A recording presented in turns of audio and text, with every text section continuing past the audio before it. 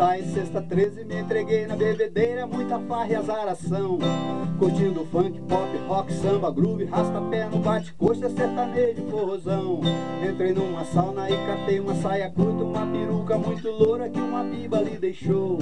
Um salto alto, uma bolsinha cor-de-rosa, saí rindo todo prosa e entrei num ar de horror. Cafunguei farinha, farinha de fazer pão, carreirinha de formiga, baseado na emoção. Pintou os homens, eu fugi do camburão, fui cercado na esquina, encarei o caveirão. Saí fingindo ser traveco, ser menina que só toma tubaína. Olha o mico que eu paguei. Quem foi que disse que esse pó é o tal do pó de mico? Foi o mico que eu paguei quando entrei na sauna gay, tive até que rebolar. Nesse mundo louco das bibas, quase que morro de gritar. O negão da rua de cima com a mão na ferramenta, veio tentando me agarrar.